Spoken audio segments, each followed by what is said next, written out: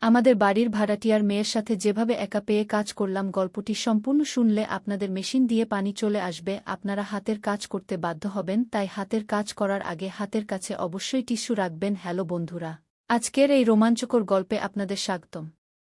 আমার নাম রিঙ্কু এবং আমার বয়স ২০ বছর। আমাদের বাড়িটি ছিল ২ তলার, নিচে আমরা থাকতাম এবং উপরে আমরা সবসময় ভাড়াটে রাখতাম।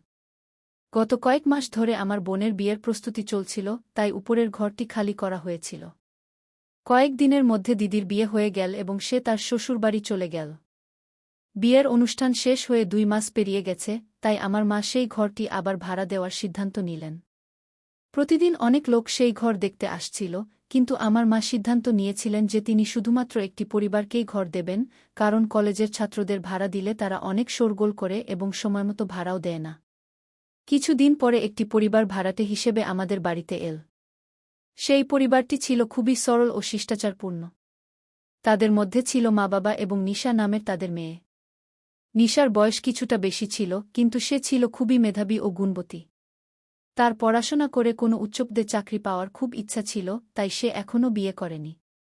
তার মা-বাবা তাকে কয়েকবার বিয়ের জন্য বলেছিলেন, কিন্তু সে সবসময় বলত, প্রথমে আমাকে একটা ভালো চাকরি পেতে দাও, তারপর আমি বিয়ের কথা ভাবব। নিশার মা-বাবাও তার স্বপ্নকে সমর্থন করতেন। নিশা সত্যিই খুব পড়ুয়া মেয়ে ছিল, সে প্রতি বছর কলেজে টপ করত। নিশা তার পড়াশোনায় এতটাই মগ্ন থাকত যে কখনো কখনো আমারও তার উপর গর্ব হতো। অন্যদিকে আমি গত ১-২ বছর ধরে পরীক্ষার প্রস্তুতি নিচ্ছিলাম। আমার গ্র্যাজুয়েশন শেষ হয়ে গিয়েছিল, কিন্তু কিছু প্রযুক্তিগত সমস্যা, বিশেষ করে ইংরেজির কারণে আমার পড়াশোনায় অনেক সমস্যা হচ্ছিল। এক সন্ধ্যায় আমি এবং আমার মা বাড়িতে বসে টিভি দেখছিলাম, এমন সময় নিশা আমাদের বাড়িতে এল। সে গত মাসের ভাড়া দিতে এসেছিল। সে আমার মায়ের হাতে ভাড়া দিল এবং চলে যেতে লাগল। এমন সময় আমার মা তাকে জিজ্ঞাসা করল, নিশা, তোমার পড়াশোনা কেমন চলছে? নিশা হেসে বলল, হ্যাঁ আন্টি, খুব ভালো চলছে। কি? তার কথা শুনে আমার মায়ের হঠাৎ একটা আইডিয়া আসল। সে বলল, নিশা, আমাদের রিঙ্কুও পরীক্ষার প্রস্তুতি নিচ্ছে, কিন্তু তার ইংরেজিতে একটু সাহায্য দরকার। তুমি যদি তাকে পড়াও, তাহলে তার খুব উপকার হবে। নিশা বলল যে রিঙ্কুকে সাহায্য করতে তার কোনো সমস্যা হবে না এবং তাকে পড়ানোর সময় তারও অনুশীলন হয়ে যাবে। আমার মা তখনই ঠিক করলেন যে আগামীকাল থেকে রিঙ্কু তার কাছে আসবে এবং সে তাকে পড়াবে। নিশা বলল, ঠিক আছে আন্টি। আর যাই হোক, আমি সারাদিন একা পড়াশোনা করি, রিঙ্কুও যদি আমার সাথে পড়ে, তাহলে আমাদের দুজনেরই উপকার হবে। পরের দিন নির্ধারিত সময় অনুযায়ী আমি কিছু বই নিয়ে নিশার কাছে গেলাম। সে ঘরে বসে পড়াশোনা করছিল, তার দরজা একটু খোলা ছিল, তাই আমি ধীরে দরজায় টোকা দিলাম। তার দৃষ্টি আমার দিকে গেল, সে তৎক্ষণাৎ উঠে হেসে বলল, আয়ো রিঙ্কু, আমি তোমারই অপেক্ষা করছিলাম। সে আমাকে বসার জন্য চেয়ার দিল। সে বলল, আমি কি জানতে পারি তুমি কতদিন ধরে প্রস্তুতি নিচ্ছ?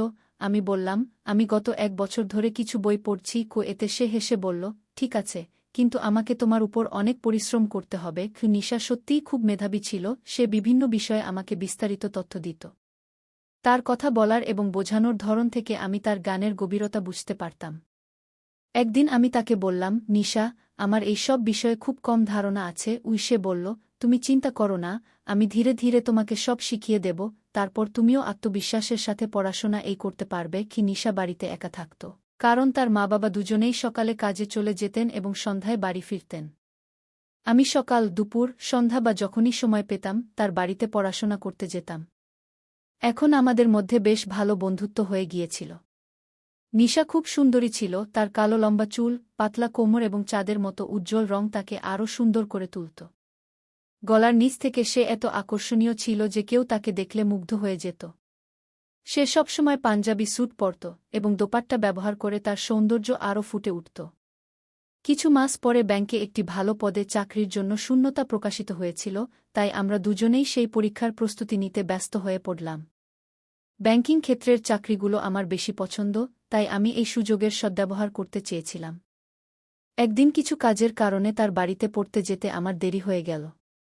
প্রায় ২টার দিকে যখন আমি উপরে গেলাম, তখন দেখলাম তার দরজা খোলা আছে। আমি দরজা খুলে দেখলাম সে ঝাড়ু দিচ্ছিল। সে ঝাড় দিতে এত ব্যস্ত ছিল যে সে আমার আসার খবরই পায়নি। সে ঝাড় দিচ্ছিল নিচু হয়ে, আর তার কাঁধে ওড়না ছিল না। যদিও আমি দেখতে চাইনি, কিন্তু হঠাৎই আমার নজর পড়ল তার সৌন্দর্যের দিকে। তাকে দেখে আমি কিছুক্ষণের জন্য স্থির হয়ে গেলাম। সেই মুহূর্তে আমি বুঝতে পারলাম যে আমার মন অন্য কোথাও নয়। আমি তাড়াতাড়ি নিজেকে সামলে নিলাম আর তাকে ডাকলাম, নিশা, আমি চলে এসেছি। তারপর তার নজর আমার দিকে এল। সে আমার দিকে তাকিয়ে বলল, আজ তো তুমি অনেক দেরি করে এসেছ। আমি হেসে জিজ্ঞাসা করলাম, তুমি দুপুরে ঝাড় দিচ্ছ কেন? সে বলল, কিছুই না, একটু ময়লা হয়ে গিয়েছিল। কিন্তু সম্ভবত তখনই তার মনে পড়ল যে সে ওড়না পড়েনি। সে তাড়াতাড়ি ঝাঁটা রেখে পিছনের ঘরে ছুটে গেল আর কিছুক্ষণের মধ্যেই ওড়না নিয়ে বেরিয়ে এল। আমি সেই মুহূর্তে একটু লজ্জা বোধ করলাম। আমি ভিতরে গিয়ে চেয়ারে বসলাম। সেও আমার সামনে এসে বসল আর আমরা দুজনেই পড়তে শুরু করলাম। আমরা আমাদের বইয়ে মন দিয়ে পড়া শুরু করলাম। দুপুরে যখনই আমরা পড়তাম সে সবসময় কিছু নাস্তা বানাত আর আমাকেও খাওয়াত। আজও সে খাবারের জন্য কিছু নিয়ে এসেছিল। 5টার দিকে সে বলল, আমার বাজার থেকে কিছু জিনিস আনতে হবে, কিন্তু খুব অলস লাগছে। আমি তাকে টিটকারি দিয়ে বললাম, তুমি আমাকে বলে দাও কি কি আনতে হবে, আমি এনে দেব। সে বলল, না, তুমি পারবে না কি? তখন আমি একটু মজা করে বললাম, আরে, এমন কি আছে যা আমি আনতে পারব না? সে হেসে বলল, তুমি থাক, আমি নিজেই যাব। আমি বললাম, ঠিক আছে, যদি তোমার অলস লাগে তাহলে আমি গাড়ি নিয়ে তোমাকে নিয়ে যাব। তুমি তাড়াতাড়ি তোমার জিনিসগুলো নিয়ে নিও আর তাড়াতাড়ি ফিরে আসবে। আমার কথা শুনে সে একটু ভাবল আর বলল, চলো, তাহলে ঠিক আছে। সন্ধ্যা 6 আমি আমার বাইক বের করে নিচে অপেক্ষা করতে লাগলাম। কিছুক্ষণ পর নিশা নিচে নেমে এল। সে টকটকে লাল রঙের একটি পাঞ্জাবি স্যুট পরেছিল। আমার নজর একবার তার উপর পড়ল এবং আটকে গেল। আমি নিজেকে সামলে নিলাম এবং গাড়ি চালু করলাম। সে বসতে যাচ্ছিল, ঠিক তখনই আমি তাকে বললাম, নিশা, তোমার দোপাট্টা ঠিক করে নাও। সে তার দোপাট্টা ঠিক করল এবং দুটি পা এদিক ওদিক করে বাইকে বসে গেল। সে আমাদের দুজনের মধ্যে কিছুটা দূরত্ব বজায় রেখেছিল। আমাদের গ্রামের রাস্তায় অনেক গর্ত ছিল এবং আমার বাইকও পুরানো ছিল, তাই আমরা অনেক ঝাঁকুনি খাচ্ছিলাম।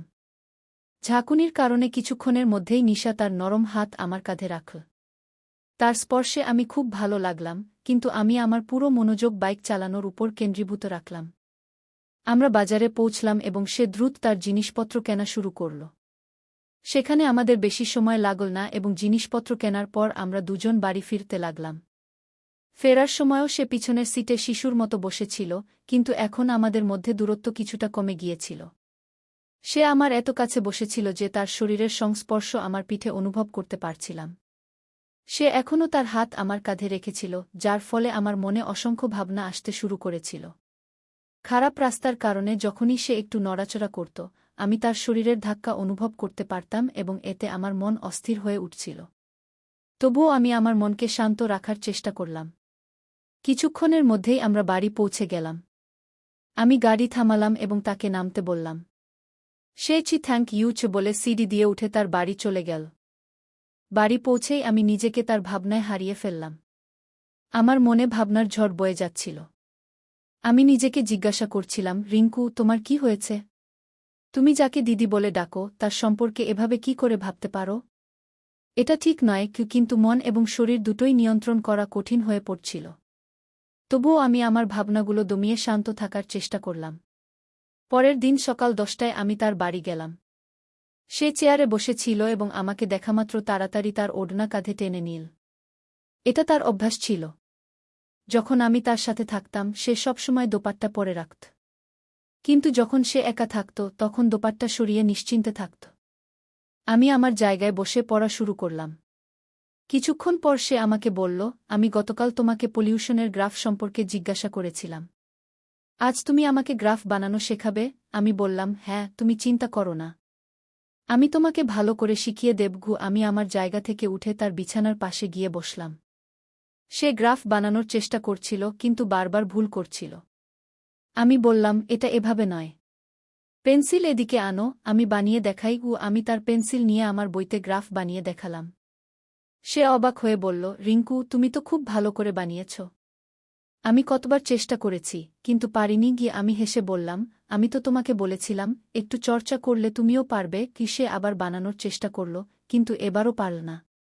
সে কিছুটা হতাশ হয়ে আমার দিকে তাকিয়ে বলল, রিঙ্কু, আমাকে ভালো করে শেখাও না কি? তার কণ্ঠের মিষ্টতা এবং মুখের মায়াময় ভাব দেখে আমার কিছু বিশেষ অনুভূতি হল।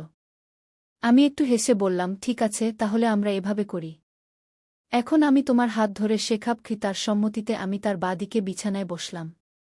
সে দেয়ালের দিকে একটু সরে গিয়ে আমাকে আরামে বসার জায়গা দিল।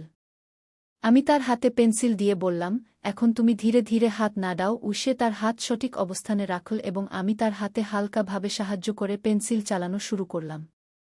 যত আমি তার হাত নাড়াচ্ছিলাম, আমার কনুই তার গলার নিচের অংশ স্পর্শ করছিল। আমি চেষ্টা করলাম যেন এমন না হয়, কিন্তু এড়ানো কঠিন ছিল।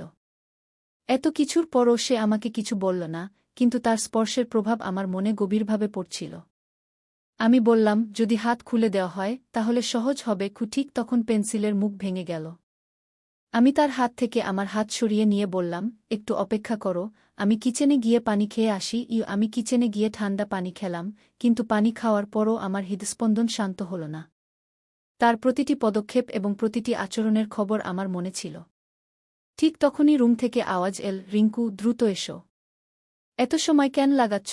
এটা শুনে আমি আবার তার কাছে গেলাম। সে একটি নতুন পেন্সিল নিল এবং তা ভালো করে শান দিল। আমি আবার তার হাতে আমার হাত রাখলাম এবং গ্রাফ বানানো শুরু করলাম। সে চুপ ছিল, কিন্তু তার শ্বাসের ধ্বনি স্পষ্ট শোনা যাচ্ছিল।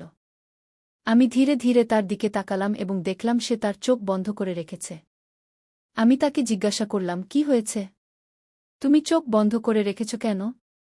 তোমার ঘুম পাচ্ছে নাকি? সে চমকে উঠে চোখ খুলে বলল, সরি রিঙ্কু, আমার মন অন্য কোথাও চলে গিয়েছিল। আমি আবার তার হাত ধরলাম, কিন্তু এবার আমার মন আরও অন্যদিকে ছুটছিল। আমার আঙুলগুলি হালকাভাবে তার আঙুল স্পর্শ করল এবং অজান্তেই আমি আমার আঙুলগুলি তার আঙুলের মধ্যে জড়িয়ে দিলাম। সে কিছু বলল না, কিন্তু তার মুখের অভিব্যক্তি থেকে বোঝা যাচ্ছিল যে সে এই অনুভূতি উপভোগ করছে। তার শ্বাসের গতি বেড়ে গিয়েছিল এবং তার হালকা কাঁপুনি আমি স্পষ্ট দেখতে পাচ্ছিলাম। আমি এখন আমার আঙুলগুলি নাড়াচাড়া শুরু করেছিলাম। তার চোখে হালকা উদ্বেগ এবং অজানা আকর্ষণ দেখা যাচ্ছিল। সে মৃদু কণ্ঠে বলল, রিঙ্কু, দয়া করে এমন করো না। তার কথায় কিছুটা বিভ্রান্তি ছিল, কিন্তু তার চোখে ছিল এক ভিন্ন অনুভূতি। ঠিক তখনই সে আমাকে তার দিকে টেনে নিল।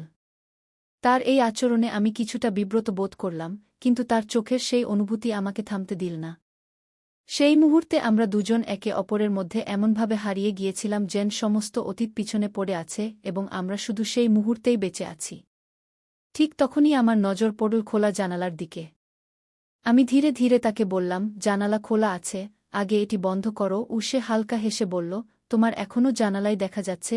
তার চোখে আমি ভালোবাসা দেখতে পাচ্ছিলাম। বাইরে তীব্র বাতাস বইছিল, কিন্তু সেই ঘরে আমাদের মধ্যে অনুভূতির ঝড় বয়ে যাচ্ছিল। কিছুক্ষণ পরে যখন আমি সচেতন হলাম, আমি খুব লজ্জা পেতে শুরু করলাম। যা কিছু ঘটেছিল তা আমার মনকে গুলিয়ে দিয়েছিল। নিশা নিঃশব্দে সেখান থেকে উঠে পড়ল এবং রান্নাঘরে ছুটে গেল। তার আচরণ থেকে বোঝা যাচ্ছিল যে সেও কিছুটা বিব্রত বোধ করছে। আমি কিছুক্ষণ সেখানে দাঁড়িয়ে থাকলাম। আমি নিজেকে সংযত করতে অনেক চেষ্টা করলাম এবং কিছু না বলে আমার বই সেখানেই রেখে বাড়ির দিকে ছুটে গেলাম। যখন আমি বাড়ি পৌঁছলাম, মা বাথরুমে কাপড় ধুচ্ছিলেন। নলের জল পুরো বাড়িতে প্রতিধ্বনিত হচ্ছিল। আমি সরাসরি শোয়ার ঘরে গেলাম। বিছানায় শুয়ে ছাদের লাগানো ঘূর্ণায়মান পাখার দিকে তাকালাম। পাখা যেমন গোল গোল ঘুরছিল, তেমনি আমার চিন্তাগুলিও ঘুরছিল। আমি অজান্তেই চোখ বন্ধ করলাম এবং কিছুক্ষণ পরে ঘুমিয়ে পড়লাম। কয়েক ঘণ্টা পরে যখন আমি জেগে উঠলাম, বাইরে অন্ধকার হয়ে গিয়েছিল। আমার মনে আবার নিশার কথা আসতে শুরু করল। সে কি অনুভব করেছিল? সে কি খারাপ লাগছে? আমি সব কিছুর দোষ নিজের উপর চাপাচ্ছিলাম। তার নির্দোষ মুখ এবং শান্ত অভিব্যক্তি বারবার আমার মনে আসতে লাগল। ঠিক তখনই মায়ের কণ্ঠ শোনা গেল, বেটা, আর কতক্ষণ ঘুমাবে? সন্ধ্যা হয়ে গেছে। আমি হঠাৎ করে উঠে পড়লাম এবং পরের ঘরে চলে গেলাম। মা বললেন, কি হয়েছে? তুমি এতক্ষণ কেন ঘুমাচ্ছিলে? গত রাতে ঘুম আসেনি নাকি? আমি ইচ্ছাকৃতভাবে হেসে বললাম, হ্যাঁ মা, গত রাতে ভালো ঘুম হয়নি, তাই দিনে ঘুমিয়ে নিলাম। পরের দুদিন আমি নিশার বাড়ি যাইনি এবং সেও আমাকে ডাকেনি। আগে যখনই আমি তার বাড়ি যেতাম না, সে সবসময় আমাকে ডাকত। কিন্তু এবার সে চুপ ছিল। এসব কিছু আমাকে খুবই বিচলিত করছিল। আমি আমার বেশিরভাগ সময় বাড়িতেই কাটাচ্ছিলাম। মা একবার জিজ্ঞাসা করলেন, কি হয়েছে? দুদিন ধরে তুমি পড়াশোনা করতে নিশার কাছে যাচ্ছ না? আমি শুধু কোনো অজুহাতে তাকে শান্ত করলাম। তৃতীয় দিন সকালে আমি বাগানে গাছপালাকে জল দিচ্ছিলাম, তখন অজান্তেই আমার নজর উপরের তলায় পড়ল। নিশা সেখানেই দাঁড়িয়ে ছিল এবং তারও নজর আমার দিকে ছিল। কিন্তু আমাকে দেখামাত্র সে তাড়াতাড়ি নজর সরিয়ে নিল। কিছুক্ষণ পরে আমি আবার তাকালাম, সে এখনও সেখানেই দাঁড়িয়ে ছিল, কিন্তু এবার তার নজর আমার দিকে ছিল না। ঠিক তখনই আমার মা বাইরে বেরিয়ে এলেন এবং তার নজর নিশার উপর পড়ল। তিনি নিশাকে বললেন, কি ব্যাপার নিশা? দুদিন ধরে পড়াশোনা বন্ধ? মনে হচ্ছে কোনো সমস্যা আছে। নিশা সংকোচে বলল, না আন্টি, পরীক্ষা কাছে আসছে তাই পড়ছি। আর রিঙ্কু বলে তার মাথা ব্যথা করছে, তাই সে আসেনি। খিমা আমার দিকে ফিরে জিজ্ঞাসা করলেন, কি হয়েছে তোমার? তুমি আমাকে কিছু বলনি কেন? আমি দ্রুত উত্তর দিলাম, হ্যাঁ মা, একটু মাথা ব্যথা করছিল, কিন্তু এখন ঠিক আছে। তারপর আমি নিশার দিকে তাকিয়ে বললাম, আজ আমি পড়তে আসব। সে ধীরে ধীরে বলল, ঠিক আছে। কিছুক্ষণ পরে আমি আমার বই নিতে ব্যাগ খুললাম। তখন মনে পড়ল যে আমার বইগুলি নিশার কাছেই পড়ে আছে। তাই আমি ইচ্ছাকৃতভাবে এমন একটি বই নিলাম যা খুব কাজের ছিল না। সেটি হাতে নিয়ে নিশার বাড়ি যাওয়ার জন্য সিঁড়ি বেয়ে উঠতে লাগলাম। নিশা যেমন সবসময় তার পড়াশোনা করছিল, আমি শান্তভাবে বসে রইলাম। আমি তার দিকে তাকালাম এবং বললাম, নিশা গু। কিন্তু সে তখনও তার পড়ালেখায় ব্যস্ত ছিল। আমি আবার ডাকলাম, হ্যাঁ বলো রিঙ্কু, কি কথা? আমি কিছুটা নার্ভাস হয়ে বললাম, সেদিন যা হয়েছিল তার জন্য আমি দুঃখিত। নিশা হালকা হাসি দিয়ে বলল, কোনো কথা নেই রিঙ্কু। তুমি সে বিষয়ে বেশি ভেবো না। যা হবার তা হয়ে গেছে। এখন সব ভুলে পড়ায় মন দাও। নিশার এই বুদ্ধিমত্তা আমাকে খুবই হালকা করে দিল এবং এতে তার প্রতি আমার সম্মান আরও বেড়ে গেল। আমি চুপচাপ পড়া শুরু করলাম। কিছুক্ষণ পর সে বলল, রিঙ্কু, তুমি সে বিষয়ে বেশি ভেবা না। আগামী মাসে আমাদের পরীক্ষা দিতে হবে। এখন শুধু নিজের পড়ায় মন দাও। এবার আমাদের পাস করতে হবে। এরপর আমরা দুজনেই সত্যিই মন দিয়ে পড়া শুরু করলাম। সে আমাকে সবভাবে সাহায্য করত এবং উৎসাহ দিত। কিন্তু আমার মনে তার প্রতি অনুভূতি বাড়তেই থাকল। সে আমার খুব পছন্দ হয়ে গেল। পরীক্ষার আর মাত্র 7 দিন বাকি ছিল। সেদিন আমি নিশার কাছে গেলাম এবং সাথে একটি গোলাপ ফুল নিয়ে গেলাম। পড়ার সময় আমি অনেক ভেবেছি যে তাকে ফুল দেব কিনা। শেষে সাহস করে আমি তাকে গোলাপ ফুল দিলাম। সে নিচে তাকিয়েছিল, কিন্তু যখন সে আমার হাতে গোলাপ দেখল, তার মুখে হালকা হাসি ফুটে উঠল। সে হেসে বলল, থ্যাংক ইউ, এবং আমার হাত থেকে ফুল নিল। তার প্রতিক্রিয়া দেখে আমার আত্মবিশ্বাস বেড়ে গেল। আমি সাহস করে বললাম, নিশা, আমি তোমাকে কিছু বলতে চাই। আমি বয়সে তোমার থেকে কিছু বছর ছোট, কিন্তু তুমি আমার খুব পছন্দ হয়ে গেছ। নিশা কিছুক্ষণ ভেবে শান্ত স্বরে বলল, রিঙ্কু, আমিও তোমাকে পছন্দ করি। এ কথা শুনে আমার হৃদয় আনন্দে ভরে গেল। আমি নিজেকে সপ্তম আকাশে অনুভব করছিলাম। আমি আনন্দে নিশাকে জড়িয়ে ধরলাম। কিন্তু নিশা তাৎক্ষণিকভাবে গম্ভীর হয়ে বলল, রিঙ্কু, আমাদের এখন পরীক্ষা নিয়ে চিন্তা করা উচিত। পড়ালেখা শেষ হলে আমরা আবার এই বিষয়টি নিয়ে আলোচনা করতে পারি। এরপর আমরা আরও কঠোর পরিশ্রম করতে শুরু করলাম। আমরা দুজনেই পরীক্ষায় অংশগ্রহণ করলাম এবং ভালো ফলাফল অর্জন করলাম। কয়েকদিন পরে আমাদের পরিবারগুলো উভয়ই ভর্তি হওয়ার কনফার্মেশন পেল। আমাদের মা-বাবা খুব খুশি ছিলেন। আমার বাবা বললেন, নিশাকে ধন্যবাদ জানাতে হবে। যদি সে না থাকত, তাহলে তুমি এমন ভালো ফলাফল করতে পারতে না। এই সময় আমার মা একটানা মজা করে বললেন, তিনি আর কেউ নন, নিশা আমাদের বাড়ির বউ হবে আর রিঙ্কু তার স্বামী হবে। তোমরা কেন তাকে দিদি ডাকছ? এই কথায় আমাদের দুই পরিবারের সবাই হাসতে শুরু করল। আমি বাইরে চলে গেলাম এবং নিশা লজ্জায় ঘরে ঢুকে পড়ল। এইভাবেই আমাদের সুন্দর গল্পের এক নতুন অধ্যায় শুরু হল। বন্ধুরা, তোমরা মনে হয় আমাদের আজকের ছোট গল্পটি কেমন লাগলো? দয়া করে কমেন্টে জানান এবং ভিডিওটি লাইক দিন, চ্যানেলটি সাবস্ক্রাইব